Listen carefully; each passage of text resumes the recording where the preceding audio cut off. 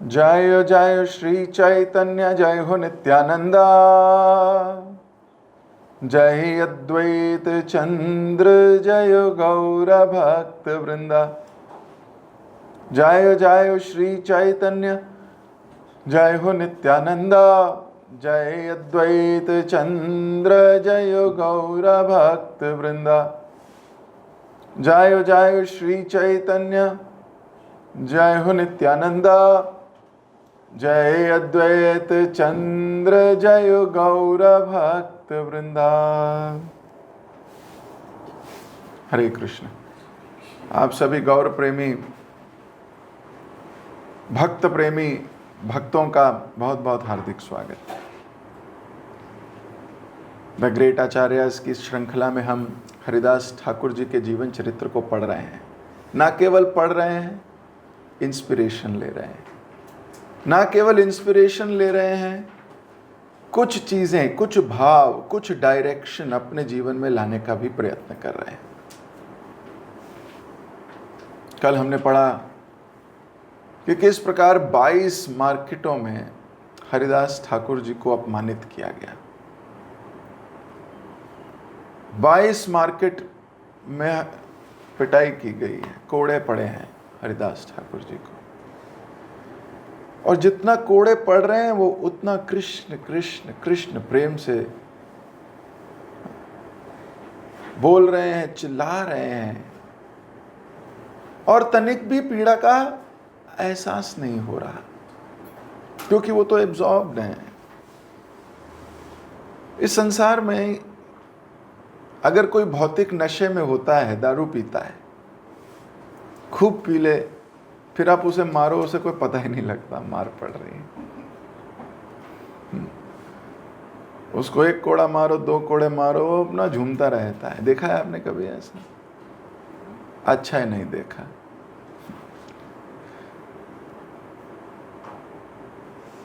वो नशे में है, तो नशे हुए व्यक्ति को मारोगे भी उसे पता नहीं चलेगा। हरिदास ठाकुर भी कृष्ण प्रेम की मदिरा पी हुई है, इन्होंने भी, ये भी नशे में है। पिटाई हो रही है, कोड़े पड़ रहे हैं, और जो मार रहे हैं वो प्रार्थना करे जा रहे हैं, भाई मर जा, प्लीज मर जा, देख तू नहीं मरेगा तो हम मर जाएंगे। अब जो मार रहा है उसके प्रति भी घृणा नहीं हो रही है, जो अपमानित कर रहा है उसके प्रति भी घृणा नहीं हो रही है,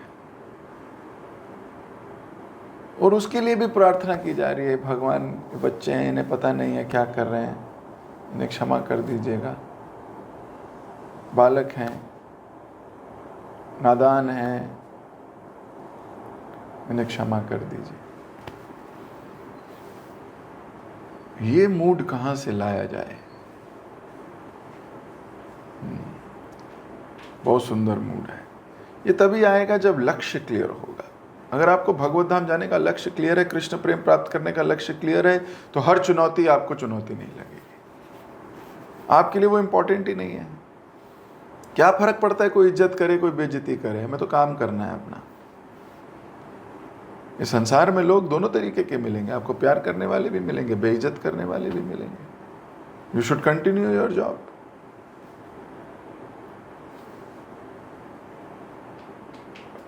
फिलॉसफी भी क्लियर है, प्रेम भी क्लियर है। हर तरीके से उसको बोला गया, देख तुझे मैं बना दूंगा बहुत बड़ा आदमी। वो यवन राजा ने काफी कुछ बोला प्रलोभन, कि तुम छोड़ो ये कुरान के पढ़ो, पढ़ते क्यों नहीं, पढ़ोगे हम तुम्हें ये दे देंगे, हम तुम्हें वो दे देंगे। इंसान बहक जाता है, अच्छा आप मुझे ये बना दोगे, अच्छा आप मुझे ये कर दोगे, आप मेरे को पोजीशन दे दोगे, आप मेरे को, हाँ हाँ हाँ, अब बताओ मुझे क्या करना है। वो कार्य करने लगता है जो उचित नहीं है, भक्ति के अनुरूप नहीं है।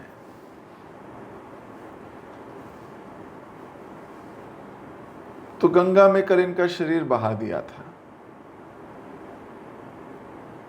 लेकिन ये तो फुलिया गांव में निकल आए। कृष्ण कृष्ण करते हुए भाई अभी फिर वापस आ गए। अब जब सबको पता लगा तो वो मुल्कपति पहुंच गया और प्रार्थना करने लगा कि ये तो मुझसे बहुत बड़ा अपराध हो गया, ये तो वास्तव में कोई साधारण व्यक्ति नहीं है, ये कोई महान पुरुष है, ये कोई पीर है, अपराधों को क्षमा करो।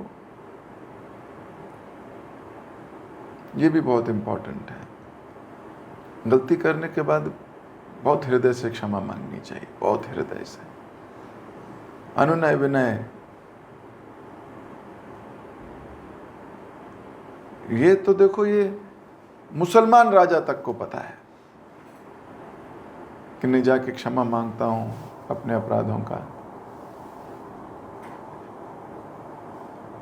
तो सोचिए वैष्णव समाज में कितना कितना ठूस ठूस के भरा है हमारे अंदर तो क्षमा मांगने की कला। जिनमें मैनर्स नहीं है, जिनको वैष्णविज्म का पता नहीं है, वो क्षमा मांग रहे हैं आके। जिनको वैष्णव सिद्धांत नहीं पता, तो जिनको वैष्णव सिद्धांत पता है वो सोचो कैसे होंगे। वो तो हाथ जोड़ के खड़े रहते हैं। आप भक्तों को पाओगे वो हमेशा हाथ जोड़ के गर्दन झुकाकर हर वक्त सुनने के मूड में खड़े रहते हैं। गलती हो गई ना, ओ प्रभु जी, ओ, हमेशा ऐसे। आप सोचिए कितने सुंदर हो जाते हैं, क्योंकि गलतियां तो हम सब करेंगे, मैं भी करता हूं, इसमें क्या है। लेकिन वी शुड बी केयरफुल कि ना हो गलती, अपराध नहीं करना चाहिए, कभी भी नहीं। तो हरिदास ठाकुर ने तो भगवान नाम के अमोघ शस्त्र से विजय प्राप्त कर ली, दुष्टों पर, दुराचारियों पर, सब पर। फुलिया के ब्राह्मण गण आकर श्री ठाकुर की महिमा का गान करने लगे।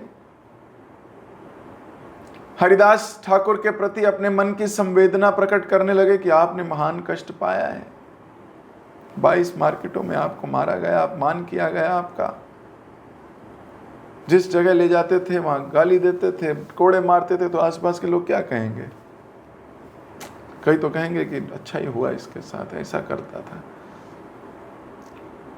द्वेषी जन कहेंगे बहुत अच्छा हो रहा है, अपने कर्मों का फल पा रहा है। और जो प्रेमी जन होंगे उनका हृदय टूट रहा होगा। हरिदास ठाकुर ने कहा, हे ब्राह्मणगण, आप जरा भी दुख ना करें। मैंने कानों से जो कृष्ण निंदा का जो श्रवण किया था, उसके फलस्वरूप मुझे ये दंड मिला है। कृष्ण निंदा का वो अपराध तो बहुत भारी था, उसके सामने ये दंड तो बहुत थोड़ा मिला है। हरिदास ठाकुर की विनम्रता देखिए। वो कह रहे मैंने निंदा सुन ली थी, और मैंने निंदा सुनी है जिसके कारण मुझे ये फल मिला है। मुझे 22 जगह मारा गया, ये तो कोई मेरी गलती थी, और जो मैंने गलती की है उसके सामने ये फल तो बहुत छोटा है। चैतन्य भागवत में तो इसका उल्लेख बहुत डिटेल में है, हम सब ने पढ़ा था। तो जो वैष्णव अपराध या निंदा सुनना है ना, निंदा सुनने वाले को भी बहुत अपराध मिलता है। हरिदास ठाकुर इस बात को बता रहे हैं। इसलिए अपने कानों को किसी निंदक को मत देना। हमारे शास्त्र, चाहे चैतन्य चरितामृत हो, चैतन्य भागवत हो, ये सब हमें इससे क्यों बचने को बोलते हैं इतना? हर 3 पेज बाद चैतन्य भागवत में ये था, हर 3 पेज के बाद यही था, हर 3 पेज के बाद यही आ रहा था। इसका मतलब ऐसा होता है भक्तों के समाज में भी। देखो, चैतन्य भागवत जैसे ग्रंथ कोई साधारण जीव तो पढ़ेगा नहीं। आपने सुना है आपके ऑफिस में कोई पढ़ रहा है? हाँ, कोई मटेरियल वर्ल्ड में पढ़ता हो ऐसी किताब? नहीं, कोई पढ़ेगा नहीं। तो किसके लिए लिखी गई? भक्तों के लिए। और भक्तों के लिए किताब लिखी गई, उसमें भक्तों के लिए निषेध लिखे गए कि ये मत करना बस, ये मत करना बस, क्योंकि ऐसा होता आया है, ऐसा होता रहेगा।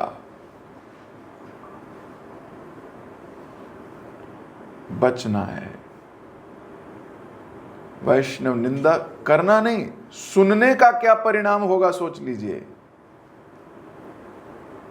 तो अगर हमने कभी वैष्णव निंदा सुनी है और फिर सोचते हैं हम खुश रहें, हमारे जीवन में सब अच्छा हो, ये पॉसिबल नहीं है। अगर आपकी शास्त्रों पे श्रद्धा है तो, अगर शास्त्र पे श्रद्धा ही नहीं है फिर आप इस बात को कोई इंपॉर्टेंस नहीं दोगे। लेकिन अगर आपकी शास्त्र पे श्रद्धा है तो आपको पता है, आपने वैष्णव निंदा सुनी तो ये हाल होगा। हरिदास ठाकुर कह रहे हैं, और कह रहे हैं वो निंदा का अपराध तो बहुत भयंकर मिलना चाहिए था, मुझे तो बहुत थोड़ा मिला। इसका मतलब 22 मार्केटों में पिटोगे वो भी कम होगा।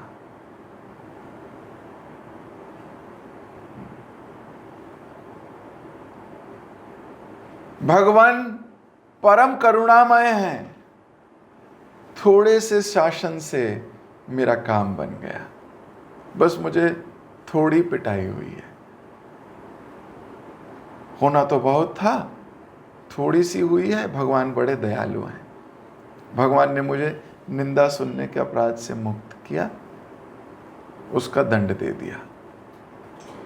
आप सब मिलकर मुझे ऐसा आशीर्वाद दीजिए कि फिर इन कानों से कभी भी निंदा ना सुन सकूं, कभी भी ना सुन सकूं। कैसा अद्भुत चित्त है, कैसी दैन्यता है, कैसी आत्मदृष्टि है। अपराधों के लिए कितना सूक्ष्म विचार है।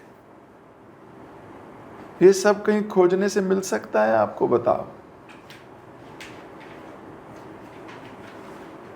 कहीं नहीं मिलेगा आपको। इतना बारीकी से कोई अपने बारे में विश्लेषण करे, कहीं नहीं मिलेगा।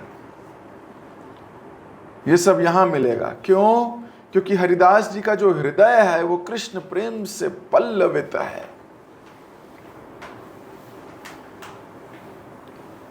कृष्ण प्रेम भरा हुआ है, तो इतनी सी भी गलती अपनी इतनी बड़ी दिखती है।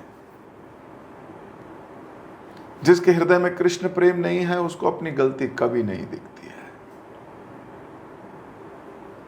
जिसके हृदय में कृष्ण प्रेम है उसको इतनी सी भी गलती बहुत बुरी दिखती है। जैसे एक सफेद कमीज पर एक छोटा सा काला दाग भी बड़े दूर से दिखाई दे जाता है, और काली कमीज पे काला दाग क्या दिखेगा?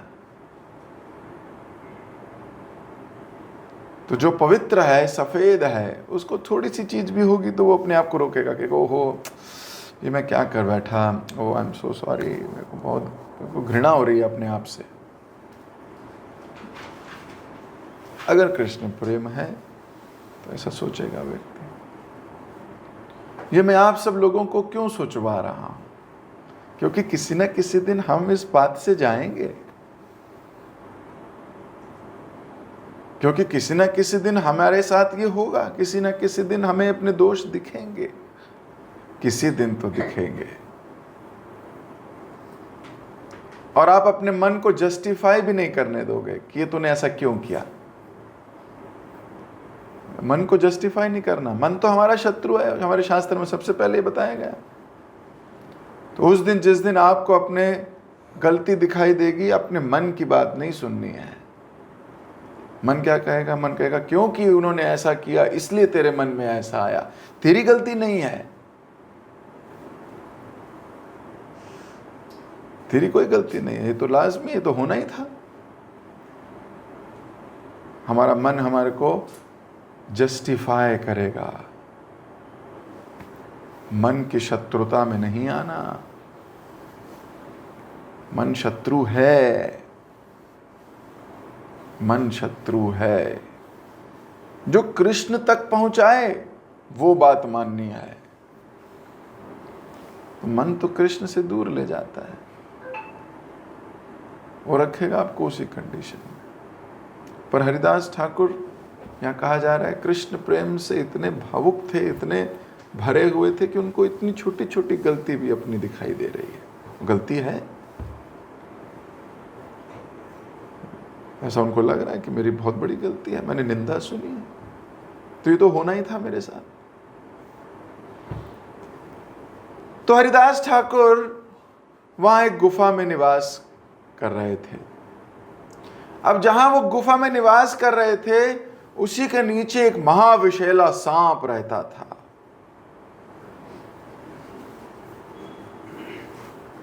अब आपके घर के बाहर एक सांप रहता हो, लोग आएंगे दर्शन करने?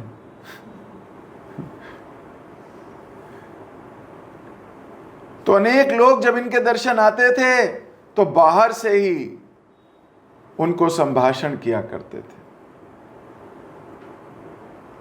फिर भी वे सब थोड़ी देर में विष ज्वाला से व्याकुल हो जाते थे और अधिक देर तक रुक नहीं पाते थे। तो कुछ लोगों ने इस रहस्य को जानने का यत्न किया, तो वैद्यों ने बताया कि यहां विषैला सर्प की ज्वाला तुम्हारा दम घुटने लगता है, अवश्य ही गुफा के भीतर कोई महासर्प रह रहा है। सब लोगों ने मिलकर ठाकुर से कहा, हे महाशय, हे हरिदास जी, आपकी गुफा में एक बहुत भयानक सांप रहता है, जिसकी विष ज्वाला आप तो अनुभव नहीं करते। आपका तो नाम आनंद से तन मन प्रेम महासिंधु में डूबा रहता है, किंतु हम लोग रोज इनका अनुभव करते हैं। हम यहां बाहर अच्छे से बैठ भी नहीं पाते। अतः आप हम लोगों पर कृपा कीजिए, इस गुफा का त्याग कर दीजिए, यहां आपका रहना उचित नहीं है। हमें डर लगता है। अब उसका सांस जो फुंकार मारता है, उससे पूरा वातावरण में इतना विषैलापन लगता है, नेगेटिव। त्याग दीजिए यहां से, आपको तो पता भी नहीं चलता। हरिदास ठाकुर ने कहा, ऐसी कोई बात है? मुझे नहीं लगता ऐसी कोई बात है। मैं तो अनेक दिन से गुफा में रह रहा हूं, ना तो कभी मुझे सांप दिखा, ना ही मुझे कभी विषैली ज्वाला का अनुभव हुआ। अगर फिर भी आप लोगों को लगता है तो आपके आदेश के अनुसार इस गुफा का त्याग कर दूंगा। आज का दिन रह लेता हूं, मेरी नाम संख्या बची है, नाम संख्या पूरी कर लेता हूं, आप भी जाकर कृष्ण कीर्तन कीजिए। अब हरिदास ठाकुर अपने भक्तों की बात मान रहे हैं, है ना, जो उनसे प्रेम करते हैं। बोल रहे हैं, आप एक गुफा छोड़ दीजिए, तो ये छोड़ने को तैयार हो गए। तो वैष्णवगण बड़े बहुत ही प्रेमी जन है। ये अपने समर्पित लोगों के हाथ भी बिक जाते हैं, जो इन पे समर्पित है, क्योंकि हमारे भगवान का भी यही स्वभाव है। भगवान का जो स्वभाव है वही वैष्णवों का भी स्वभाव है। जिस प्रकार जब हम माला करने बैठते हैं तो हम रोते हुए माला करते हैं ना, ऐसा बोला जाता है कि हमारी पुकार है कृष्ण के लिए। और प्रभुपाद जी उदाहरण किसका देते थे?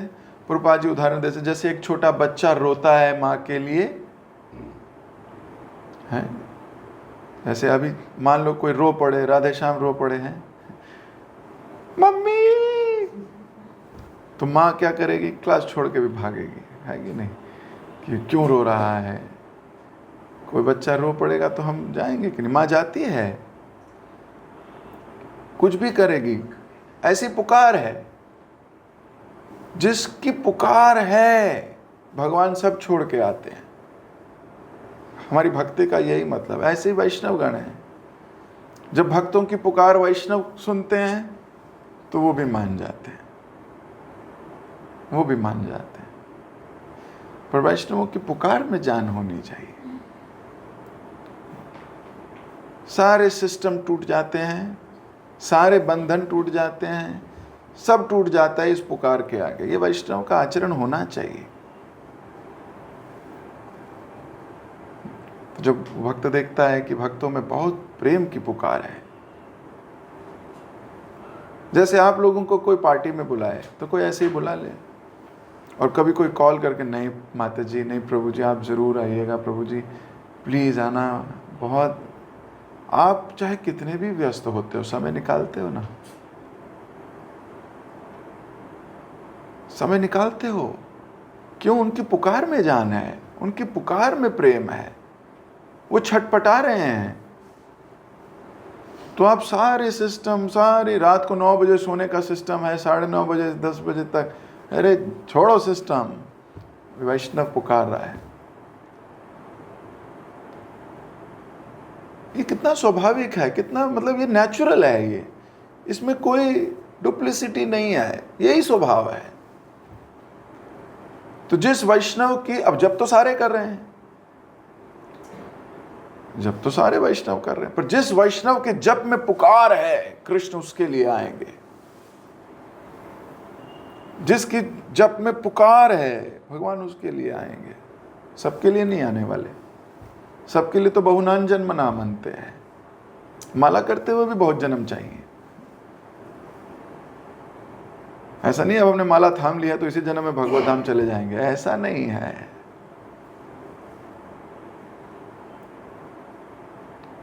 पुकार, किसकी पुकार स्ट्रांग है, किसका कनेक्शन स्ट्रांग है? भगवान सब छोड़ छाड़ कर भागाते हैं, लक्ष्मी को भी नहीं बताते कहाँ जा रहा हूं, भाग जाते हैं तुरंत। क्यों? क्योंकि वो गजेंद्र पुकार रहा है, चप्पल भी नहीं पहनते। गजेंद्र ने जब भगवान को पुकारा, हमारे शास्त्र और हमारे गुरुजन इस पे वृत्तांत पे कहते हैं कि भगवान ने मुकुट भी नहीं पहना, हाथ में लिया बस, और चप्पल भी नहीं पहनी, भागे। गरुड़ को भी नहीं बुलाया, गरुड़ पीछे भाग रहा है, भगवान मेरे पे आ जाओ। भगवान उससे 10 फुट आगे, बोल रहे तू बहुत स्लो चलेगा। और गरुड़ सोच रहा मैं स्लो चलूंगा, और गरुड़ से आगे उड़ रहे हैं भगवान, गरुड़ पीछे है। क्यों? मेरा भक्त पुकार रहा है। लक्ष्मी सोच रही है चप्पल तो यही है, ये कहां चले गए? और उड़ते उड़ते मुकुट हाथ में है, मुकुट ऐसे बाद में पहना। पुकार में जान थी गजेंद्र की। ऐसे हम वैष्णवों की पुकार में भी जान होनी चाहिए। ये प्रेम की दुनिया है, प्रेम की दुनिया। यहां सब सही है और यहां सब गलत है। यहां सब सही, प्रेमियों के लिए सब सही है,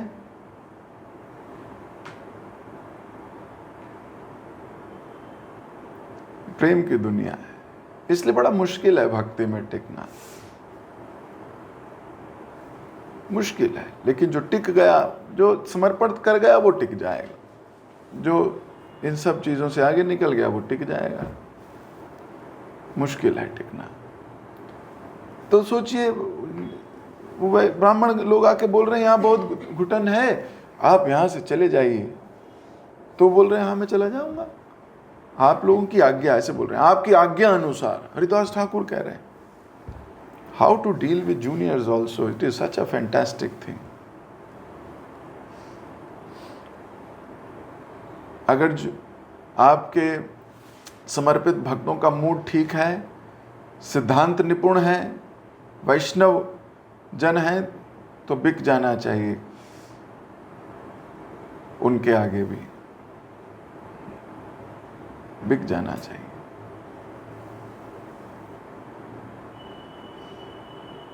भगवान राम सबसे विचार किया करते थे। हनुमान बोल देते थे तो ओके जी। कई कई बार सिद्धांत विरुद्ध बात है तो डांट पड़ती थी हनुमान की। एक बार तो हनुमान जी राम का लड़ाई भी हो गई, युद्ध हुआ, तीर से तीर चले। ये कथा किसी और दिन बताऊंगा।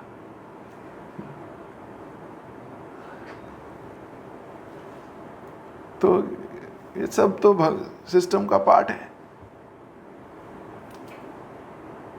तो हरिदास ठाकुर ने कहा जो आपकी आज्ञा, लेकिन आज की माला तो कर लूं, आज के राउंड कंप्लीट कर लेता हूं। अब ये बात हो ही रही थी कि सबके देखते देखते गुफा में से एक महान सांप निकला, परम अद्भुत, महाभयंकर, पीला नीला सफेद रंग था उसका, मस्तक पर महामणि चमक रही थी, फुंकार भी भर रहा था। सब लोग डर से दूर भागने लगे, किंतु सांप निकलकर एक किनारे से दूसरी ओर चल दिया।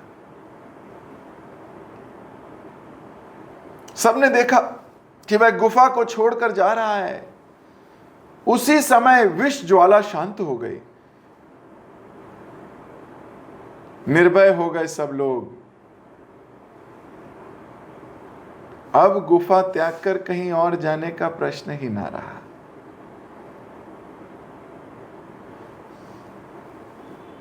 हरिदास ठाकुर जी के लिए यह कोई बड़ी बात नहीं थी। उनके तो दृष्टि मात्र से अविद्या की महाज्वाला शांत हो जाती है। श्री कृष्ण स्वयं भी उनके वचनों का उल्लंघन नहीं करते, तो ये सांप की क्या चाल है, इसकी क्या चलेगी। भगवान कृष्ण इनकी बात नहीं टालते, तो सांप कैसे टाल सकता है। चुपचाप किनारे से होता हुआ वो सांप चला गया, कभी ना लौट आने के लिए।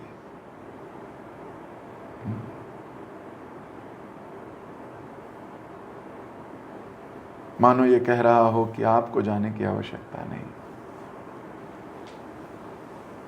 सांप से तो वैसे भय रहता है, हर एक को भय रहता है। हरिदास को पता नहीं कैसे नहीं था, उनकी भक्ति इतनी श्रेष्ठ है।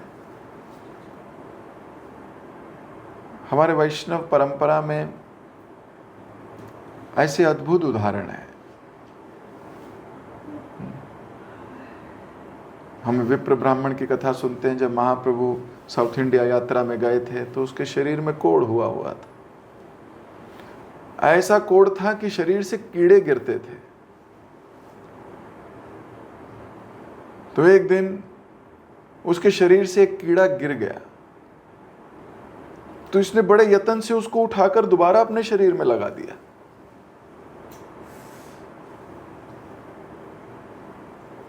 तो महाप्रभु पूछते हैं कि ये तुमने क्या किया, ये कीड़ा गिर गया तुमने वापस अपने शरीर में रख दिया। तो ये ब्राह्मण बोलता है, मैं और ये कीड़े एक साथ इस शरीर में रह रहे हैं। समझ में आया? मैं तो आत्मा हूं, मैं भी शरीर में रह रहा हूं, और ये सारी जीवात्माएं भी इसी शरीर में रह रही हैं। तो हम सब इस शरीर में रह रहे हैं, तो हम एक दूसरे का ध्यान रखते हैं। Can you imagine the depth? हमारे शरीर में एक बैक्टीरिया घुस जाए, एंटीबायोटिक खा खा के मारते हैं उसको।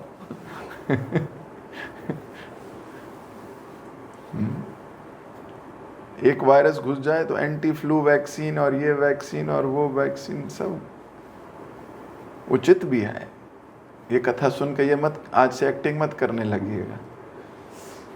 हमें ऐसी कॉन्शियसनेस नहीं है, प्लस अभी शरीर से बहुत सेवा करनी है। So we have to take care of our body. But I'm talking about that advanced souls.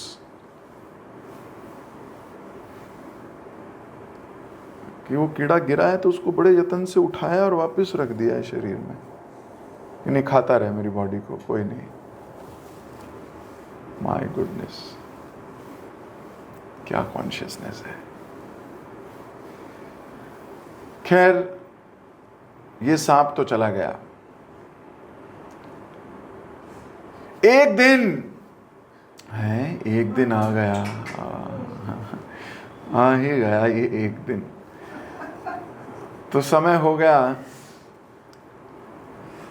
आज के दिन का। तो क्या हुआ है आखिर इस दिन? क्या कोई और सांप आया है? क्या कुछ और घटना होने वाली है? क्या ये सांप वापस तो नहीं आ गया? आखिर क्या हुआ उस दिन, इसकी चर्चा करेंगे हम अब अगली क्लास में। जगत गुरु श्रील प्रभुपाद की जय, हरिदास ठाकुर की जय। हरे कृष्ण। किसी भक्त का कोई प्रश्न?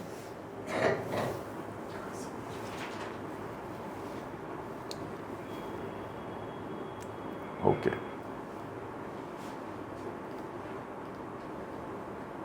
हरे कृष्ण प्रभु जी, दंडवत प्रणाम। Hare thank you Krishna. So much, बहुत सुंदर क्लास के लिए। आज की क्लास में आपने बताया कि जैसे संसार में कोई अगर भौतिक नशा करता है तो उसको पिटाई पता नहीं चलता है।